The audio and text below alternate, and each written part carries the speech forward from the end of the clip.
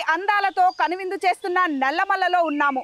పులులు, ఎలుగుబంట్లు, దుప్పులు, జింకలతో సహా ఎన్నో రకాల వన్యప్రాణులకు అభయాన్నిచ్చే అభయారణ్యం ఇది.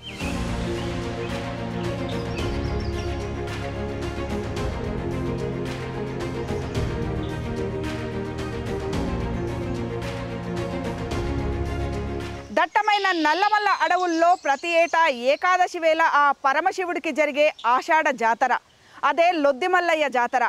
ఆ జాతర విశేషాలేంటో తెలుసుకుందాం.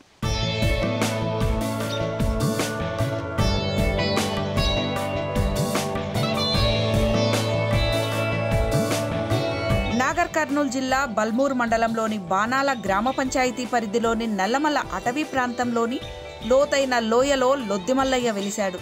శ్రీశైల మల్లన్న, సలేశ్వరం లింగమయ్య లాగానే లొద్దిమల్లయ్య కూడా చెంచుల ఆరాధ్య దైవం. ఏటా తొలి ఏకాదశి వేళ స్వామివారికి జాతర జరుగుతుంది.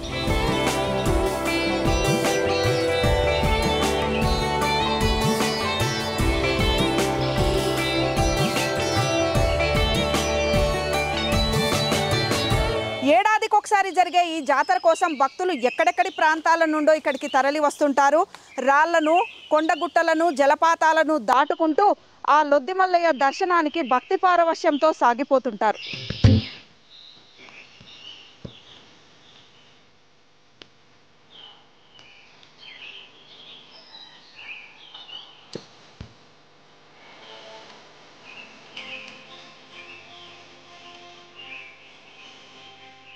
ఈ లొద్దిమల్లయ్య జాతర వానాకాలంలో జరుగుతుంది. తొలి ఏకాదశి వేళ తొలి పండుగగా వచ్చే ఈ లొద్దిమల్లయ్య జాతర నాటికి వానాకాలం ఉంటుంది కాబట్టి అడవి ఎక్కడ చూసినా కూడా ఆకుపచ్చ ప్రకృతి అందాలతో కనువిందు చేస్తుంది.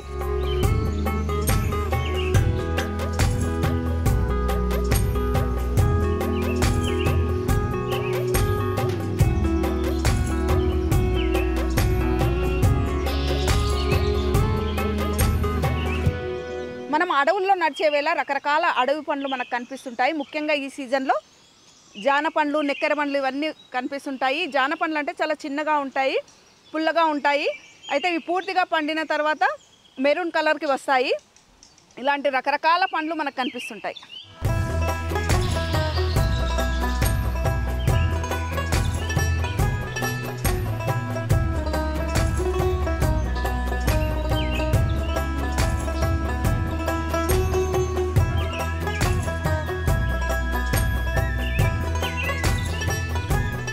లొద్దిమల్లయ్యకు వెళ్లే దారిలో మనకు ప్రతాపరుద్రుడు కట్టించాడని చెప్పే కోటగోడ ఆనవాళ్ళు కూడా మనకి ఇక్కడ కనిపిస్తాయి.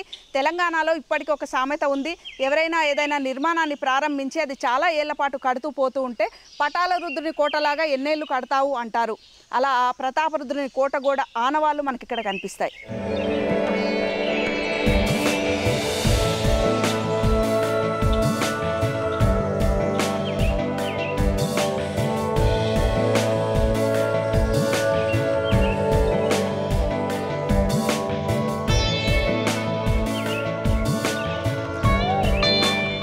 భక్తితో పాటు భద్రత కూడా చాలా ముఖ్యం.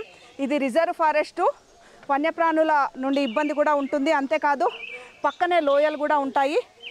ఏమాత్రం అజాగ్రత్తగా ఉన్నా పడిపోయే ప్రమాదం ఉంటుంది. కాబట్టి జాగ్రత్తగా అడుగులు వేస్తూ చూసుకుంటూ నడవాల్సి ఉంటుంది.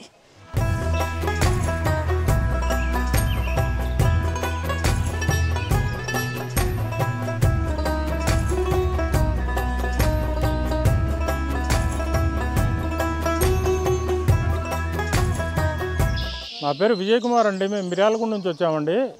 దర్శనం బాగానే జరిగింది, కానీ దారి అంతా బాగా దెబ్బతిన్నదండి. దారి అంతా కొంచెం దూరం వెళ్ళిన తర్వాత కిందికి దిగే దగ్గర లోయలో బాగా మోకాళ్ళ మీద భారం పడుతుంది. దిగేటప్పుడు చాలా కష్టంగా ఉందండి. మేము అట్లనే దిగి దర్శనం చేసుకొని వచ్చినామండి. పోయినసారి మీద ఈసారి వర్షాలు పడడం వల్ల దారి మొత్తం మట్టి అంతా కొట్టుకుపోయి రోడ్డు అంతా ఖరాబ్ అయిపోయిందండి.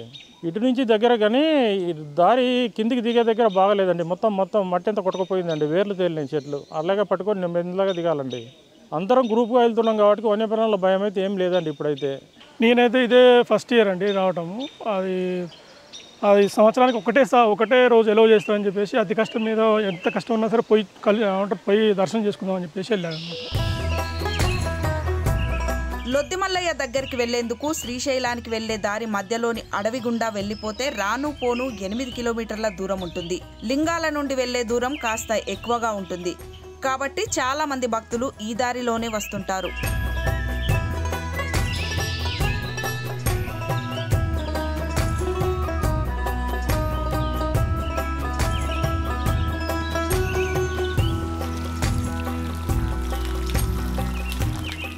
చుట్టూ ఎత్తైన కొండలు, కొండల నడుమ లోయలు, లోయల్లోకి జాలువారే జలపాతాలు. ప్రకృతిలో పరమాత్మ మనకు అణువున ఇక్కడ కనిపిస్తుంది. అందుకే చాలామంది ఈ ప్రకృతిలో నిండిన ఆ పరమేశ్వరుణ్ణి దర్శించుకోవడానికి ఎంత కష్టమైనా లెక్క చేయకుండా ఇక్కడికి వస్తుంటారు.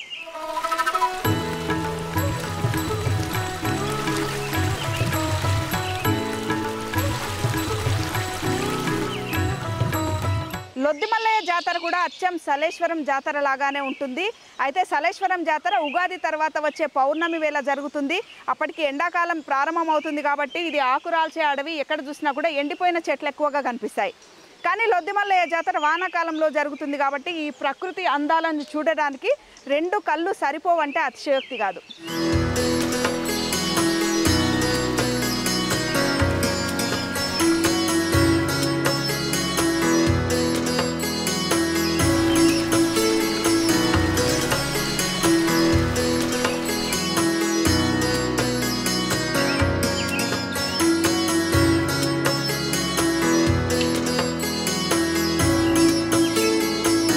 దేవుడు మెచ్చిన చెట్టు దేవదారు చెట్టు అంటారు. ఈ చెట్టు దేవదారు చెట్టునే.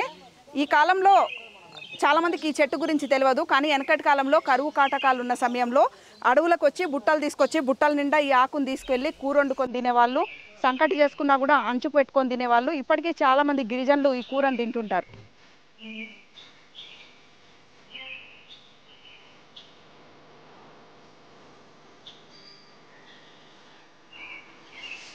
నడకదారిలో ఎత్తైన కొండ మీది నుండి చూస్తే కింద గుండం, లొద్దిమల్లయ్య గుహ కనిపిస్తుంది. ఇంత దూరం రావడం ఒకెత్తు, ఇకపై ప్రయాణం చేసే మార్గం ఒకెత్తు. లోయలోకి ఏటవాలుగా ఉన్న గుట్ట అంచుల గుండా దిగాలి. వానలు పడి ఉండడంతో మట్టి జారుతుంది.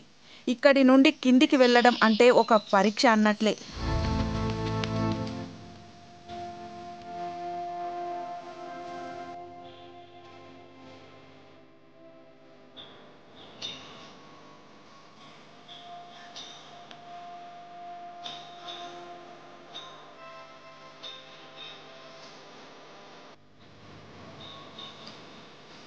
అలిపిరి నుండి తిరుమల వెళ్తుంటే మోకాళ్ళ పర్వతం వస్తుంది. మోకాళ్ళ పర్వతం వచ్చినప్పుడు ఒక అడుగు తీసి అడుగేయాలంటే ఎంతో భారంగా అనిపిస్తుంది.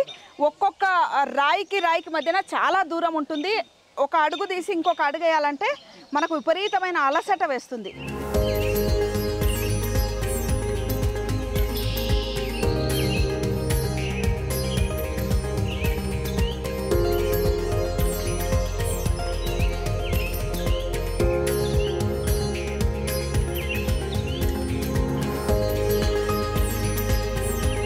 పేరుకు దైవ దర్శనమైన ఇదొక ఆధ్యాత్మిక సాహసయాత్ర. అందుకే ఎంతోమంది భక్తులు వ్యయ ప్రయాసాలను లెక్క చేయకుండా ఆ లొద్దిమల్లయ్య దర్శనానికి తరలి వస్తుంటారు.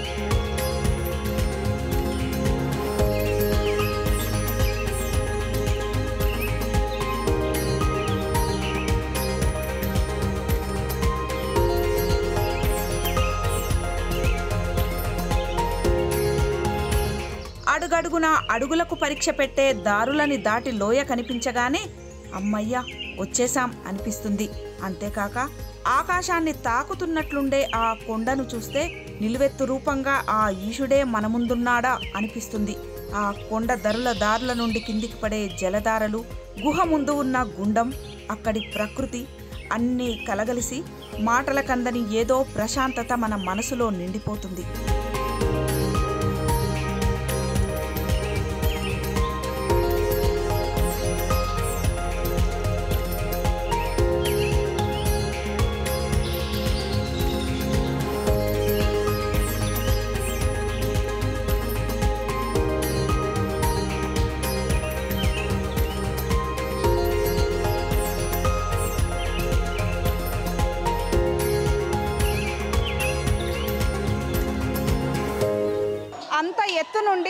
లోతైన లోయలోకి రావడానికి ఎన్ని ప్రయాసలు ఎదురైనా రాళ్లదారులు అవస్థలు పెట్టినా ఇక్కడికి రాగానే పడ్డ కష్టమంతా కూడా మాయమైపోతుంది. ఇక ఈ కనిపించే లొద్దిలోనే పరమేశ్వరుడు లొద్ది మల్లయ్యగా పూజలు అందుకుంటాడు. ఆ స్వామివారిని మనం కూడా దర్శించుకుందాం.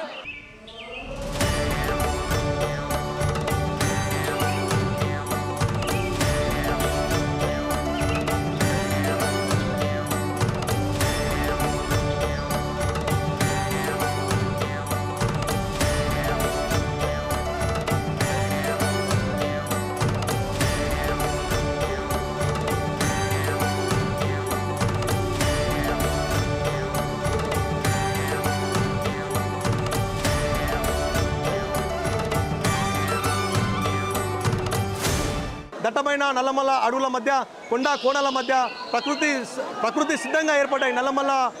నల్లమల్ల కొండల మధ్య ఉంది కాబట్టి దీన్ని లొద్దిమల్లయ్య దేవస్థానం అంటారు. ఇక్కడ తొలి ఏకాదశి, హిందువుల తొలి పండుగ తొలి ఏకాదశి సందర్భంగా ఒకటి మొదటి పూజలు అందుకుంటాయి. కాబట్టి ఈ యొక్క నల్లమల్ల ప్రాంత ప్రజలే కాకుండా యావత్ రాష్ట్ర దేశ నలుమూలల నుంచి ఈ యొక్క లొద్దిమల్లయ్యని దర్శించుకోవడానికి ఈ యొక్క పర్వదినాన లొద్దిమల్లయ్యకు వస్తారు. ఇక్కడ గత 100 సంవత్సరాలుగా పూర్వులు ఇక్కడ మునులు ఋషులు ఇక్కడ తపస్సు చేసుకునే వారనేసి మాకు ఆనవాయితీగా వస్తుంది. ఇక్కడ పూజారులు ప్రధానంగా చెంచులే ఉంటారు కాబట్టి ఈ యొక్క ట్రైబ్స్ పండుగ ఇది. ఈ యొక్క ప్రాంతానికి ఒక విశిష్టత ఉంది. ఈ కొండను చూస్తే మనకు శంఖం ఆకారంలో ఉంటుంది. అట్లే ఇక్కడ ఏ కొండను ఏ చెట్టును ఏ పుట్టను ముట్టుకున్నా ఇక్కడ శివోహం ఉంటుంది. ఇది అసలు దీన్ని ఊహించడానికి వర్ణించడానికి కూడా మాటలు లేవండి. ఫస్ట్ టైం ఎన్నో సంవత్సరం మాకు తెలుసు, కానీ అనుకోకుండా మాకు ఆ అదృష్టం ఈరోజు జరిగింది. ఆ మల్లయ్య పిలిపించుకుండు కాబట్టి మేము రాగలిగినాము. ఏమంటారు, క్షేమంగా వెళ్ళినాము. మేము మా ప్రయాణాన్ని సురక్షితంగా మేము పైకి రావడం జరిగింది. అంతా ఈశ్వరేచ్ఛ. చాలా అద్భుతంగా ఉందండి. ఈ యొక్క లొద్ది మల్లయ్య క్షేత్రాన్ని మరో అమర్నాథ్గా భావిస్తారు. ఇంత దట్టమైన అడవి లోపల ఉన్నటువంటి ఈ లొద్ది మల్లయ్య క్షేత్రాన్ని మరి ఈ ఏకాదశి పర్వదినాన వచ్చేటటువంటి ఈ దినాన లొద్ది మల్లయ్య స్వామిని దర్శించుకుంటే మా పాపాలు తొలుతాయని చెప్పేసి భక్తుల యొక్క ప్రగాఢమైనటువంటి విశ్వాసం. ఈ గుట్టలు దిగుతూ ఈ అడవి మార్గాన గుండా మరి లోయలో వెళుతున్న క్రమం లోపల ఎన్ని ఇబ్బందులు ఉన్నప్పటికీ కూడా అవన్నీ కూడా మర్చిపోయి ఆ గుండం లోపల స్నానం చేసి ఆ మల్లయ్య స్వామిని దర్శనం చేసుకుంటే చాలు మా జన్మ ధన్యమవుతుందని చెప్పేసి భావిస్తూ ఉంటారు భక్తులు. మేము ఒక 30 సంవత్సరాల పైన అవుతుందండి. 30 సంవత్సరాల పైనుండి కూడా మేము రెగ్యులర్గా వస్తూ ఉన్నాం. ఈ ఏకాదశి నాడు లొద్ది మల్లయ్య స్వామిని దర్శనం చేసుకుంటా ఉన్నాం. నేను ఒక 5 సంవత్సరాల నుంచి నేను ఈ లొద్ది క్షేత్రానికి రావడం జరుగుతుంది. ఈ లొద్ది క్షేత్రము రావడం కారణం ఏంటంటే అప్పుడు ఉన్నటువంటి పురాతన మన యొక్క పూర్వీకులు కూడా రావడము, నడుచుకుంటూ రావడము, మనము ఈ దిగుతున్నటువంటి క్రమము ఎక్కుతున్నటువంటి క్రమంలో ఎన్నో అవస్థలు పడి మనము పైకి కిందికి వెళ్తుంటాం. అంటే మన లోపల కూడా ఇలాంటి క్షేత్రాలను దర్శనం చేసుకుంటే ఎవ్వరు కూడా ఆత్మహత్యలు చేసుకోలేని పరిస్థితి వస్తుంది. ఎందుకంటే గుండె నిబ్బరం ఉంటుంది. మనము ఏదైనా సాధిస్తామన్న ఆలోచనతోటి మనం దిగుతాం. మనం వస్తుంటే ఎన్ని ఒడిదుడుకులతోటి మనం వీడికి వచ్చామో మన జీవితం కూడా అలాంటి ఒడిదుడుకుల మధ్యనే కొనసాగుతుంది.